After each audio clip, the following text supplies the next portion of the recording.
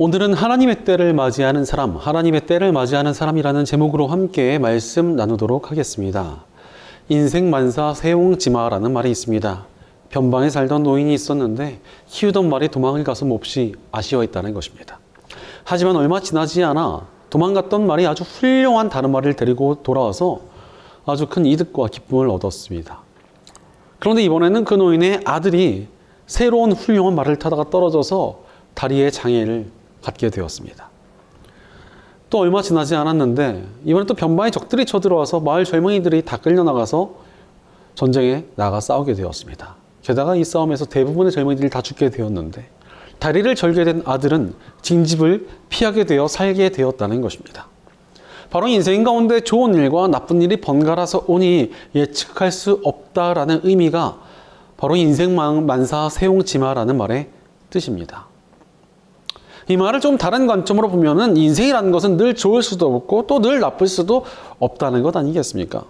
실제로 장사를 좀 해보신 분들이 하시는 이야기가 있습니다.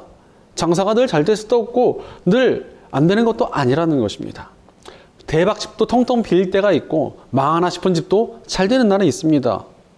사실 지금 우리는 굉장히 힘든 시대를 살아가고 있습니다. 고물가, 고환율에 치솟는 집값, 청년 백수가 120만에 육박하는 참 어려운 때입니다. 그러나 인생 만사 세옹지마라는 말처럼 항상 나쁠 수만은 없다는 것입니다. 기다리면 좋은 시대는 오지 않겠습니까?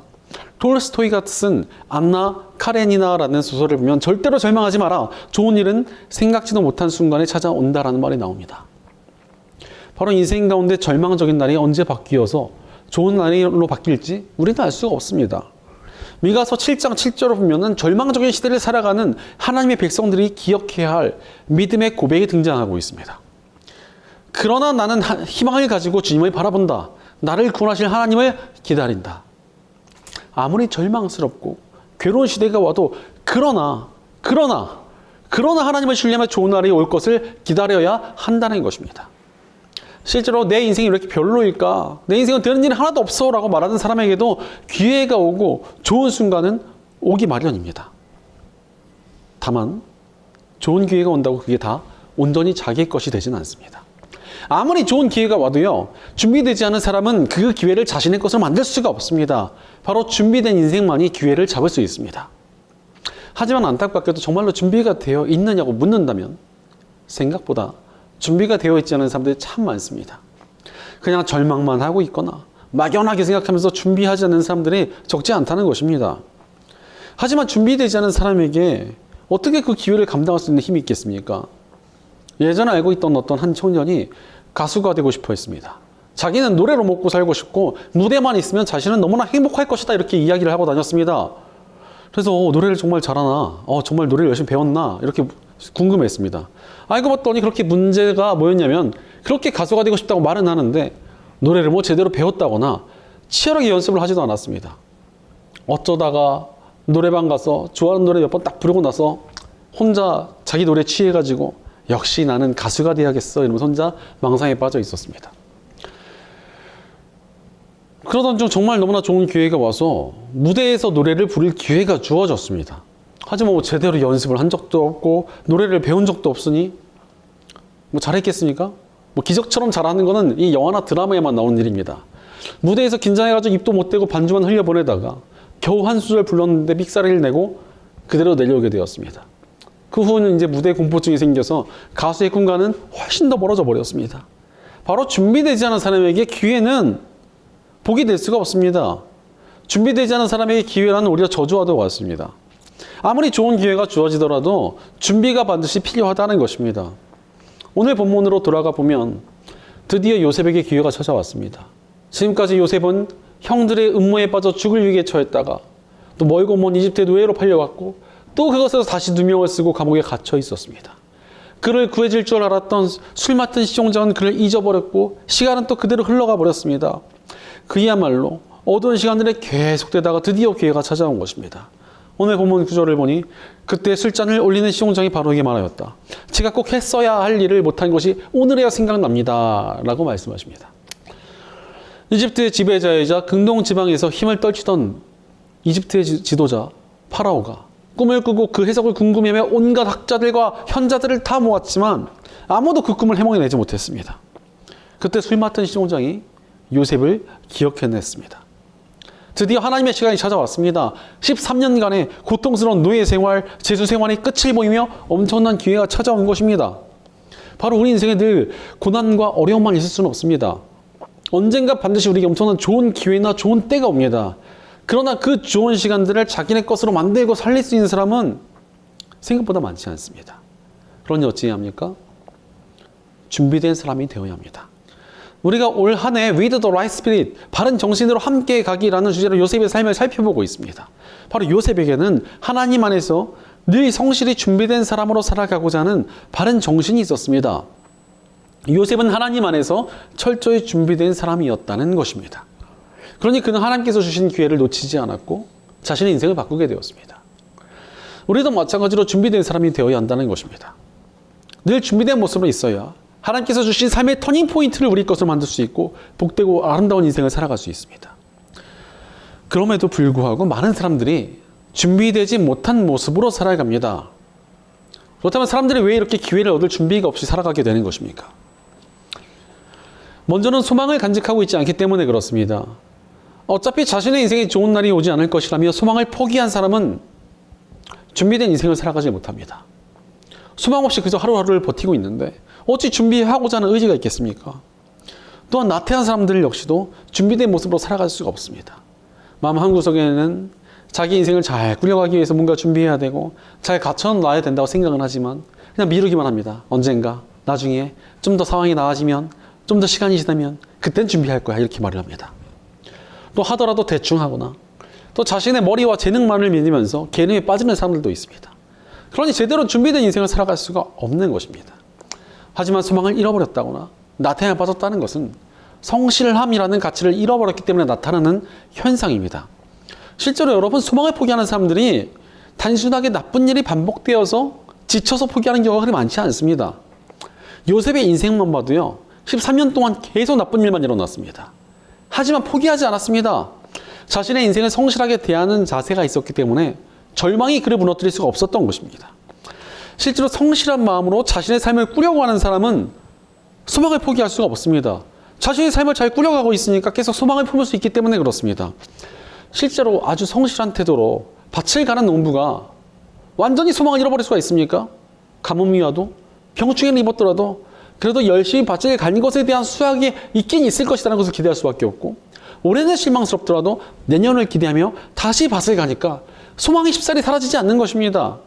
성실한 노력이 우리로 하여금 우리의 소망을 지키게 한다는 것입니다. 그러나 성실한 자세를 잃어버리면 소망도 함께 사라져버립니다. 또한 대충하거나 자신의 재능만 의지하는 사람들은 그야말로 성실치 못한 마음을 가지고 있는 것 아니겠습니까?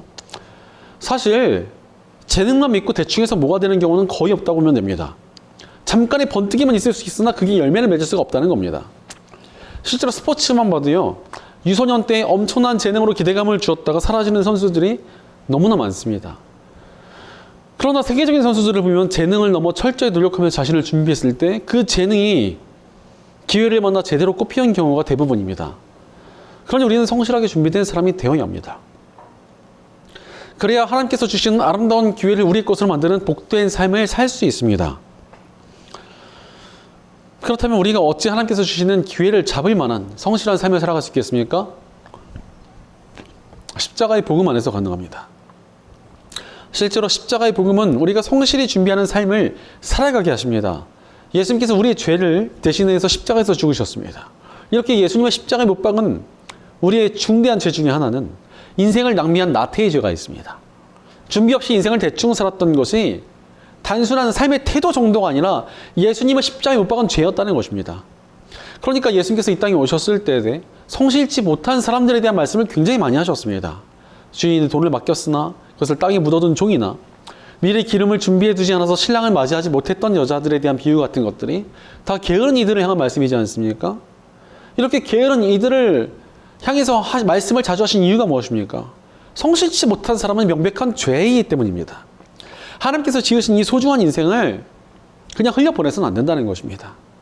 게다가 죄를 짓고 인생을 낭비하며 헛되게 살던 우리를 구하시기 위해 예수님께서 십자가에 달려 희생의 대가를 치러주셨다는 것이 무슨 의미입니까? 우리 인생을 위하여 예수의 목숨이라는 엄청난 대가가 치러졌다는 것입니다. 이제 우리 인생은 하나님의 아들께서 목숨 바쳐 구하신 엄청나게 가치 있는 인생이 되었습니다. 이런 가치가 있는 인생을 우리가 어찌 대충 살아갈 수 있겠습니까? 우리는 이 인생을 낭비하지 말고 준비된 사람이 되어야 합니다. 게다가 또 복음이라는 것은 아버지 하나님의 선하심을 증명하고 있습니다. 하나님 아버지께서 우리를 위해 하나뿐인 아들의 목숨을 희생시키실 만큼 우리를 사랑하시고 우리의 삶을 이끌어 가시는데 우리 삶을 그냥 내팽개 쳐주시겠습니까? 선하신 하나님께서 우리를 위해서 모든 것을 주신 그 사랑으로 우리 삶을 가장 좋은 길로 인도하실 것이니 우리는 결코 소망을 포기하지 말아야 한다는 것입니다. 바로 우리는 선하신 하나님의 인도하심을 신뢰하며 준비된 사람이 되어야 합니다.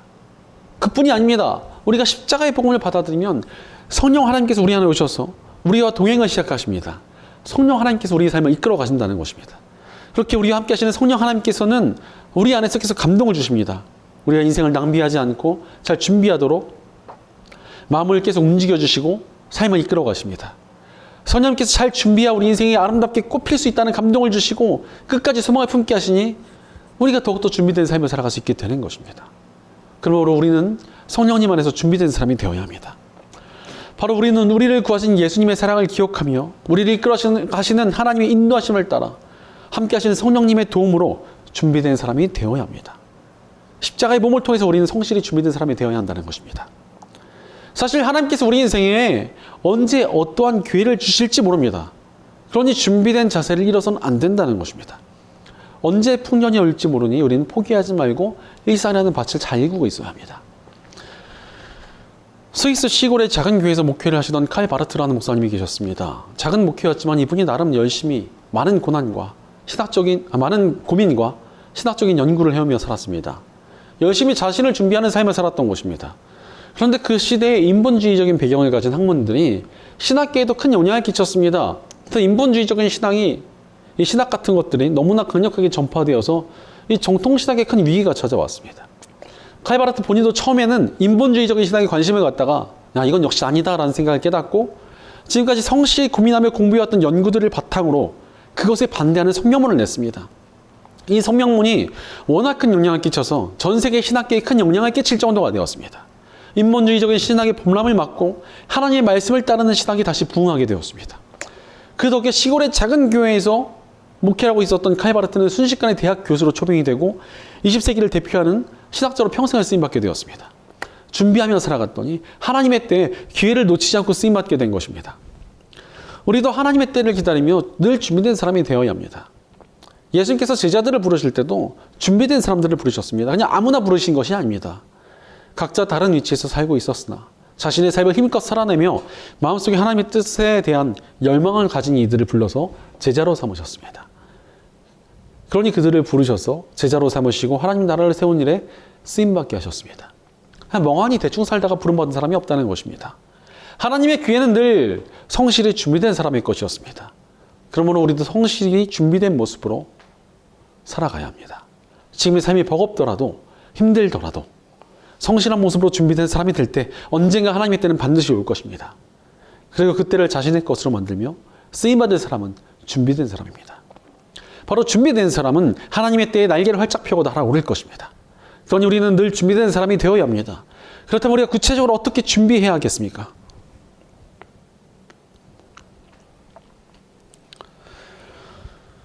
첫째로 스스로에게 성실한 태도로 준비된 사람이 되어야 합니다. 우리가 성실하게 삶을 준비해 나갈 때 그 기준을 어디에 두어야 합니까? 어떤 사람들은 남들의 시선을 의식해서 준비하기도 하고 남들과 비교하면서 스트레스를 받기도 합니다. 그러나 그렇게 해서는 제대로 준비될 수가 없습니다. 제일 중요한 기준은 내가 정말 내 스스로에게 부끄럽지 않은 삶을 살고 있느냐 하는 것입니다. 이것이 우리가 준비된 사람이 되기 위한 첫 번째 단추라고 할 수 있습니다. 사실 스스로를 바라볼 때 성실치 못하다고 느끼면 어떻게 되겠습니까? 본인 스스로도 자신감이 사라지고 자책감이 생기고 자괴감을 느낍니다. 이렇게 스스로 떳떳하지 못한 일상이 반복이 되면 점점 패배의식이 사로잡히게 됩니다. 점점 열등감에 빠지게 되고 남들 앞에 당당히 설 수가 없게 됩니다. 그러니 더더욱 기회가 와도 잡지 못하는 사람이 되어버리는 것입니다. 반대로 스스로에게 부끄럽지 않게 준비되어 있다면 우리는 어디서든 당당할 수 있고 자신감 있게 살아갈 수 있지 않겠습니까? 오늘 말씀에 요셉도 그러했습니다. 14절을 보니 이 말을 듣고서 바로가 사람을 보내어 요셉을 불러오게 하였고 사람들은 곧바로 그를 구덩이에서 끌어냈다. 요셉이 수염을 깎고 옷을 갈아입고 바로 앞으로 나아가니라고 말씀하고 계십니다. 감옥에 갇혀있던 요셉을 갑작스럽게 파라오가 호출했습니다. 노예 출신의 죄수가 당대 최고의 권력자 앞에 서게 된 것입니다. 이런 상황이면은 어서 빨리 가야 할 텐데 요셉은 바로 가지 않습니다. 수염을 깎고 옷을 갈아입고 나름대로 정갈하게 준비를 한 모습으로 나아갑니다. 감옥에 갇혀 있었지만 언제든 스스로 정돈할 준비가 되어 있었던 것입니다. 이렇게 자신에게 성실한 태도가 요셉에게 있었기 때문에 그는 기회를 놓치지 않았습니다. 사실 요셉이 파라오에게 나아갔을 때 수염도 덕지덕지 기르고 더러운 모습으로 나갔으면 파라오가 딱 불렀다가 야, 쟤 좀 그냥 치워라 이렇게 했을 수도 있습니다. 하지만 정갈한 모습이었기에 파라오가 그의 말을 취해 깊게 신뢰감을 가지고 들을 수 있었던 것입니다. 자신에게 성실한 태도가 너무나 중요하다는 것입니다. 내가 할 바를 해내고 충실한 일상이 모여서 인생을 바꾸고 그것이 자신의 모습이 됩니다. 제가 처음 신학교에 갔을 때 갑작스러운 하나님의 부르심을 받고 정신없이 입학을 했다 보니까 성경적인 지식이나 배경이 너무나 부족했습니다. 성경을 한 번 정도 읽고 겨우겨우 읽고 들어갔던 것 같은데 사실 성경을 처음 읽으면 이해가 잘 안 되지 않습니까? 이게 뭔 소리야? 뭐 하얀 거는 종이고 검은 건 글씨긴 한데 일단 모르겠지만 읽어보자 하고 읽었기 때문에 성경을 잘 모르는 상태로 들어갔습니다. 그래서 처음에는 수업을 거의 못 알아들었습니다. 어느 성경 얘기하는데 이게 대체 무슨 소리야? 이러면서 앉아 있었습니다. 주변에 성경을 10번을 읽었다는 친구들도 있었는데 그들에 비하면 저는 너무나 부끄러웠습니다. 그래서 이렇게 부끄럽게 살 수는 없다는 생각이 들어서 매일 성경을 읽기 시작했습니다. 그렇게 매일 꾸준히 한 15년 넘는 시간을 쌓아오다 보니까 어느새 자랑할 정도는 아니더라도 부끄럽지 않을 만큼 성경을 읽었다고 할 수 있게 되었고 또 깨닫는 것도 굉장히 많아졌습니다. 그렇게 매일 읽다가 느낀 것들을 조금씩 쓴 것이 또 느린 묵상이 되었고 이것을 통해 또 제 스스로가 많이 성장하고 있다는 것을 많이 깨닫게 됩니다. 무엇보다도 하나님의 말씀에 정말 능력이 있음을 삶에서 많이 깨닫고 살아가고 있습니다. 살아가면 살아갈수록 인생이라는 것이 매일 스스로에게 부끄러움 없이 살다 보면 성장하고 하나님의 능력 가운데 준비된다는 것이 정말 많이 느껴집니다. 실제로 뭔가 이룬 사람들은 항상 매일의 삶에서 자신에게 충실했던 사람들입니다. 하나님께서도 그런 사람들을 찾지 않으시겠습니까? 그러니 매일의 자신에게 충실하며 준비된 사람이 되어야 합니다. 스스로에게 성실한 태도를 가지고 준비되어 하나님께서 주시는 때에 아름답게 쓰임받고 주님과 함께 날아오르는 복된 삶을 사는 저와 여러분 되시기를 축원합니다.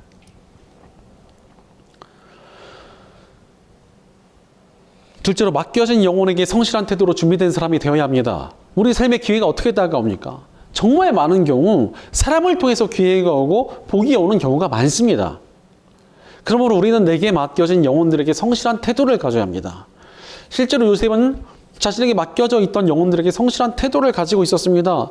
감옥의 힘든 상황 속에서도 사람들을 돌보았고 괴로워하던 이들을 상담해 주었습니다. 그러자 하나님의 때에 그가 꿈을 해몽해 주었던 술 맡은 시종장이 요셉을 기억해내며 요셉에게 기회가 찾아온 것 아니겠습니까? 요셉이 그를 무시했다면 아무런 기회도 오지 않았을 수도 있습니다. 그러나 요셉이 자신에게 맡겨진 술 맡은 시종장을 도왔기에 그 시종장은 꿈을 해몽하지 못하여 괴로워하는 파라오에게 요셉을 추천해 줄 수 있었던 것입니다.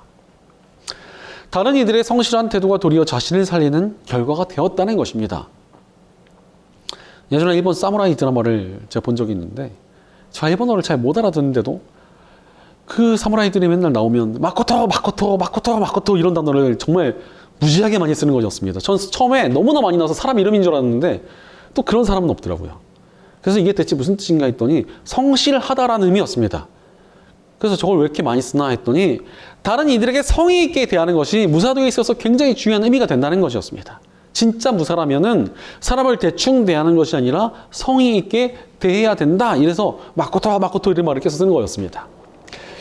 세상에서도 이렇게 사람에 대한 성실함을 중요시하는데 아니 우리 하나님의 백성들이 어떻게 해야 되겠습니까? 성실한 태도로 사람들을 대해야 합니다. 물론 내가 만나는 사람들에게 친절하고 좋은 태도로 가지는 것이 쉬운 일은 아닙니다. 생각보다 굉장히 많은 성실함이 필요합니다. 그러나 이러한 성실한 태도로 사람들을 대하는 것은 굉장히 중요한 일입니다.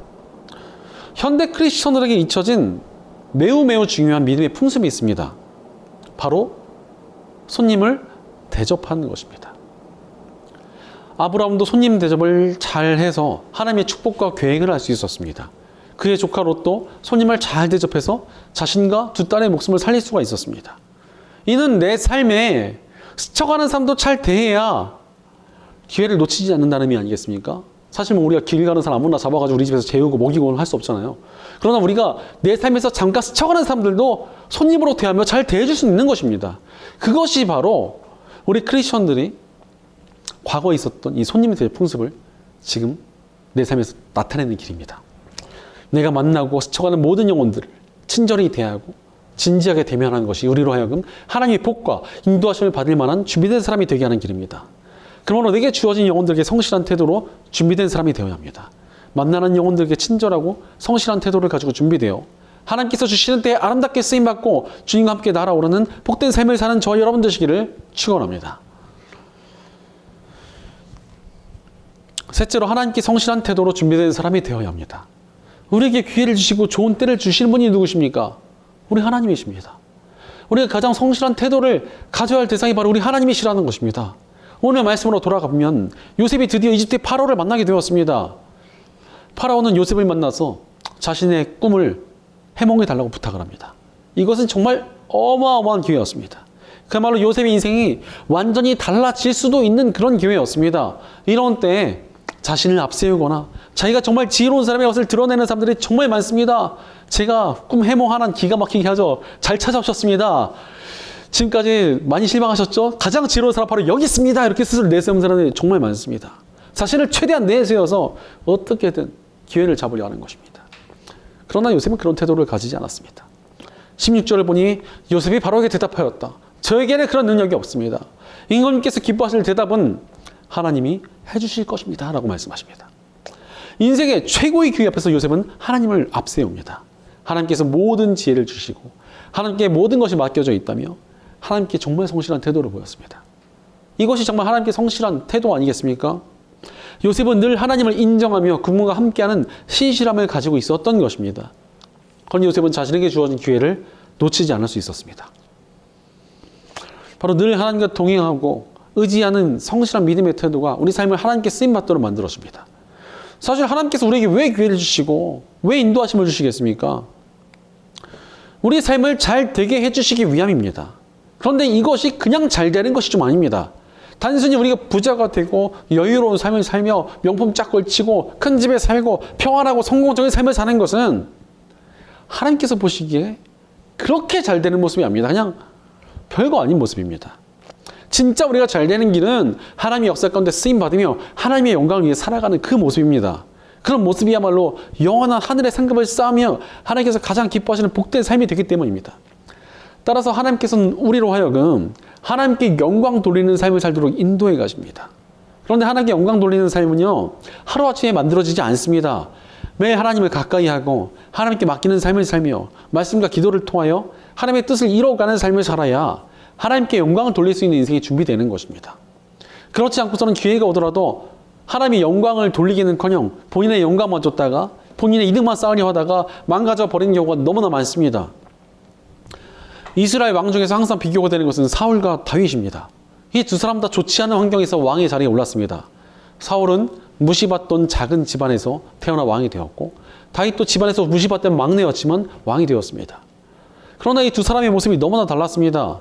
사울은 왕이 되자마자, 그전엔 좀 겸손한 모습을 보이긴 했었는데 왕이 되자마자 능력 있는 사람들을 끌어모으고 사람들에게 의지하며 자신을 내세웠습니다. 하나님을 높이기보다 사람만 쫓아다니다가 망하게 되었습니다.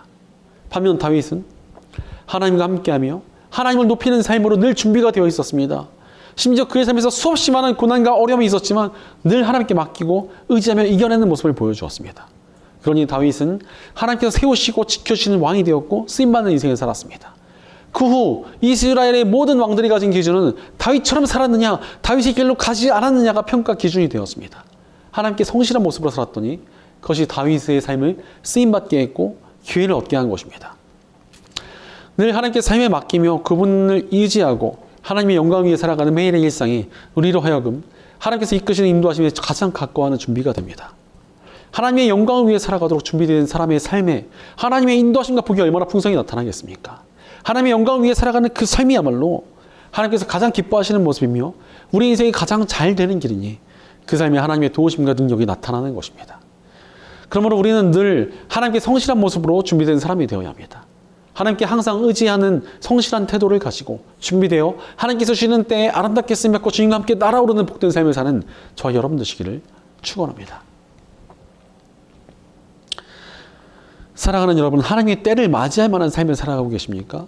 우리는 하나님의 때를 맞이할 만한 준비된 사람이 되어야 합니다.